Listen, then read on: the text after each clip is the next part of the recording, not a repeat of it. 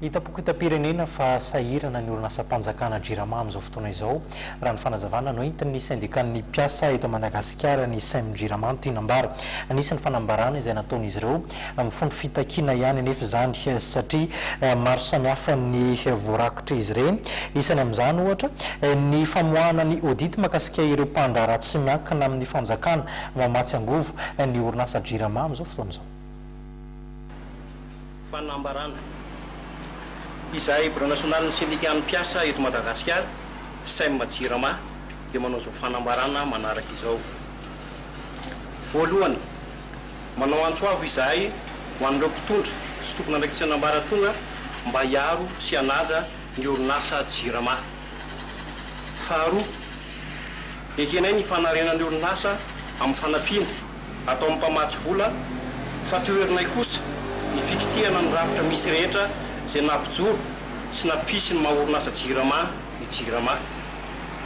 Fahatelo, toerinay marondrano ny mety ho vinavina ametrahana vahiny eo amin'ny fitantanana ny orinasa JIRAMA.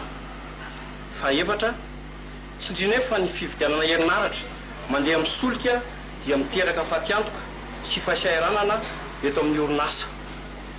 Fahadimy, vonona izahay hitondra sy androso tolo-kevitra ary andinika andatabatra boribory ho an'ny fanatsarana ny orinasa amin'ny lafiny rehetra. Ialana amin'ireo centrale termika sy hitondrana ireo soso-kevitra fohy ezaka na ny lavitra ezaka.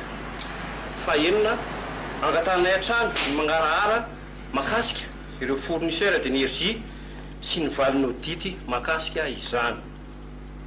Apetraka eo fitakiana ireto teboka manaraka ireto. Fahafito, ny fandoavana latsakemboka ankinapsa izay nisy fahatapahana nandritry ny volana maromaro ary ny tsy iveren'izany fahatapahana izany itsony.